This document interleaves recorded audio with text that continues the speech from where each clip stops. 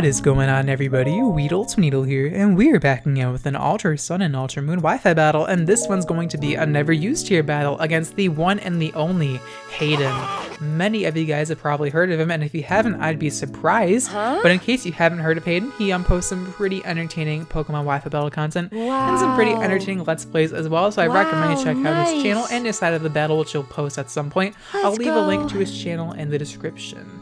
Now, I'm using a pretty fun never used tier team because I am battling against Haydunn. I know Haydunn likes to use some fun Pokemon, so I'm using the Corsola, like Sturdy, Scarf Reversal Sock, which is pretty funny, Z Laser Focus Chinchino, Power Trip Incineroar with Intimidate because it now has Intimidate, and Magic Bounce Xatu just to prevent Stealth Rocks because Stealth Rocks are annoying, and Whimsicott is probably my try-hard Pokemon to be honest because Whimsicott is super obnoxious. Now threats on Haydunn's end, I'm kind of afraid of the Hariyama plus Toxicroak combination because my fighting resistance doesn't really exist, so I'm gonna have some slight issues, especially with Toxicroak, so I'm gonna have to look out for that. So me and Haydunn both lead up with our Stealth Rockers, and I'm actually going to pull a Hard Switch on turn 1. Very obvious play, but I don't want Haydunn setting up Stealth Rocks against my team because I do have Incineroar and I have no hazard control. Well, actually, my Xatu does have Defog, so I guess I could just go for Defog. But yeah, Haydunn's gonna go for a U-turn on the first turn, realizing that I'm probably gonna bring in my Xatu. Pretty obvious move, but I'm gonna make obvious moves early game because I don't really want to over-predict too early on.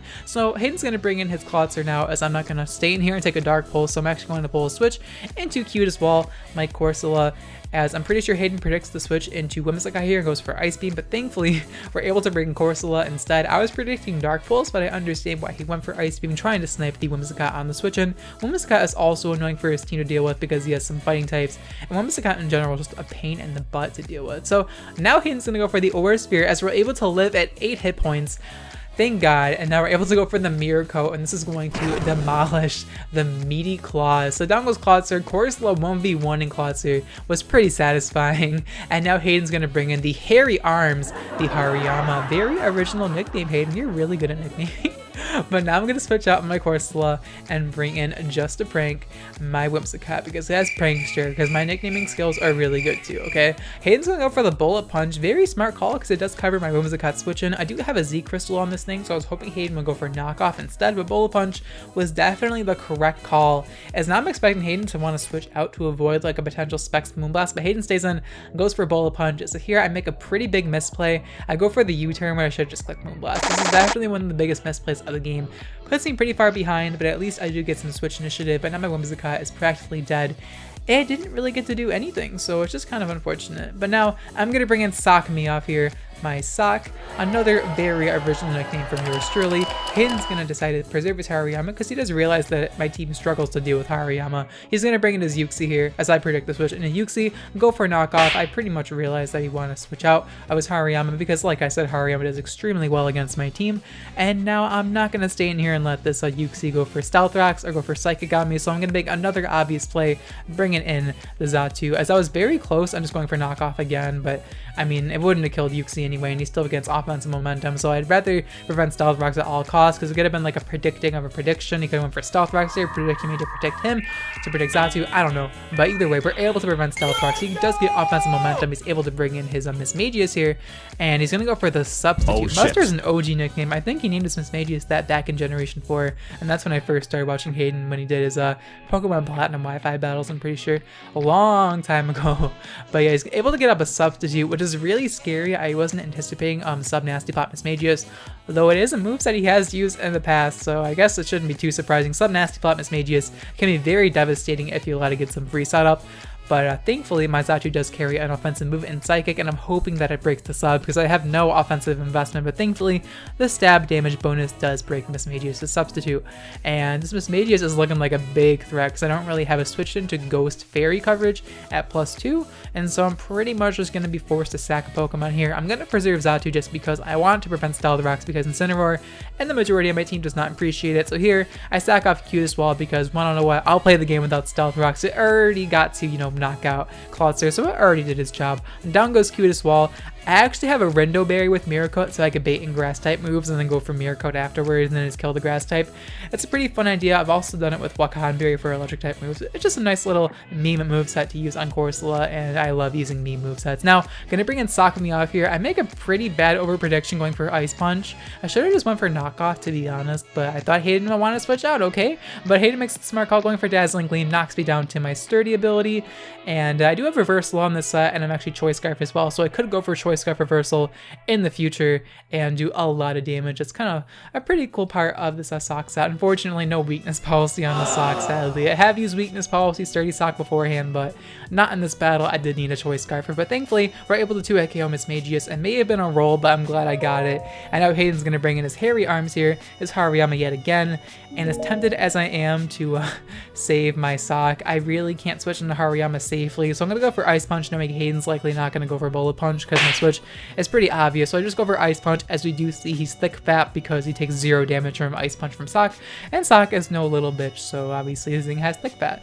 Now I'm going to bring in Xatu here, and I'm just like, wait, why did I bring in Xatu? I'm just going to get knocked off here, and I was going to go for Thunder Wave to just paralyze it so I can, get that nice yellow magic chance, but I go for Psychic instead. I still does a decent chunk of damage even though he's Assault Vested, as now Knockoff is going to knock me out, I'm pretty sure, but we're able to give him more Rocky Helmet damage, so I'm definitely fine trading Xatu's health for, or Xatu's life for weakening Hariyama's health bar, and he does knock off my Rocky Helmet, that's fine.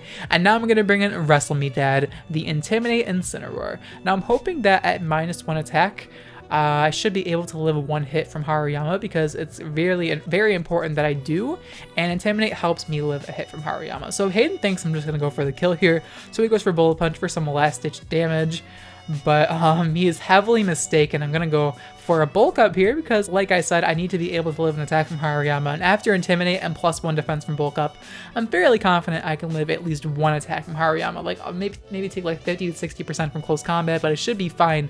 I'm gonna go for a second bulk up because Haydunn gave me the chance to, so I may as well.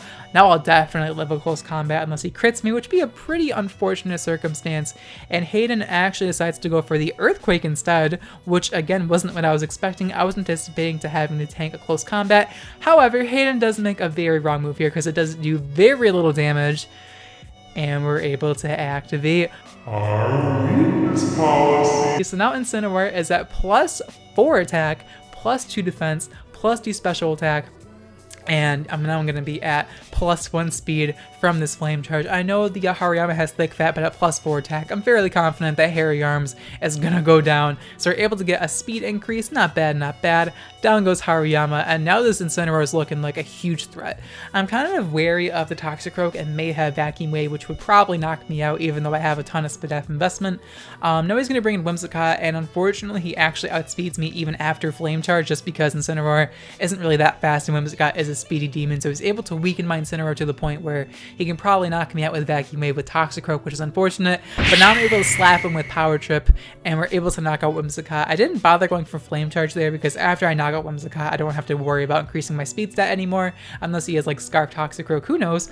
But now Haydunn's gonna bring in his Toxicroak here, and we actually find out that he does not have Vacuum Wave. I thought he had Vacuum Wave the whole time, but it ends up he's actually a physical Sword Stance variant, I'm pretty sure. So Brittany is gonna get one shot even by a resisted Power Trip, and unfortunately for Haydunn, he activated the weakness policy, the very balanced item that has a lot of counterplay. He's gonna bring in his Uxie here. I do believe Uxie is his last Pokemon, and Haydunn's just gonna click the X button because he realizes that the game is over. Once Flame Charge Power Trip Incineroar pops off, it's really hard to stop it. I mean, I guess the same can be said about any weakness policy Pokemon, but Haydunn definitely learned his lesson about weakness policy because, damn, Intimidate and Incineroar put in the work against him. But hopefully, Haydunn had a fun battle. I had a fun time battling him. He played really, really well up to that point, so props to you, Haydunn. I was kind of surprised because you kind of downplay yourself a lot, and I was pretty surprised you made some pretty good calls. But hopefully you guys enjoyed this battle against Haydunn. Intimidate and Incineroar is honestly broken. I wouldn't be surprised if it rose out of never used just from usage stats alone, but maybe it won't. I know in VGC it's used a lot because of Intimidate, so get your competitive Milotics ready. But yeah, if you guys enjoyed this battle against Haydunn, I would really appreciate it if you hit the thumbs up button, as it really helps on my channel's growth and keeps me motivated to put out these battles for you guys, and it's always appreciated. And if you guys do me a big favor and check out Haydunn's channel, I mean, posts way better content than me. He's a really funny and chill guy, and his battle content is like top tier, and his Let's Play content is pretty fun as well. And I just love him as a person, and I just love his content, and check him out, okay? Okay. But yeah, we're gonna move on to the question of the day, which is going to be, which PokeTuber or PokeTubers got you into Pokemon content here on YouTube? Let me know in the comments below who your first PokeTuber was that, you know, got you into Pokemon content on YouTube. They could have been like a battler, they could have been like a tutorial like channel, they could have been like, you know, Shiny Hunter. I don't know, Shiny Hunters existed back then. They could have been like a Let's Player before the, you know, it became overdone and boring. Yeah, just let me know in the comments below like who your first PokeTuber was that got you into Pokemon content as a whole. Now, I have a few names for you guys that none of you, I would be surprised if like 2 of you recognized. Now, a few of these PokeTubers were like really old battlers. I've checked, most of their channels don't really exist anymore, and if they do, they've been dead for years. But yeah, I'm gonna list a few of them. Xenon3120 is one that a few of you guys should know of. He kind of retired a few months ago, and he uploads every now and again. I highly recommend you follow Xenon on Twitter. Follow Xenon on Twitter. He posts some very interesting stuff on Twitter, and if you don't follow him on Twitter already, I recommend you follow Xenon on Twitter. That's all I'm gonna say. Another PokeTuber who got me into like competitive battling as a whole. I'm not saying you have to answer about competitive battling. I'm just talking about how I got into YouTube, and this is like competitive battling essentially.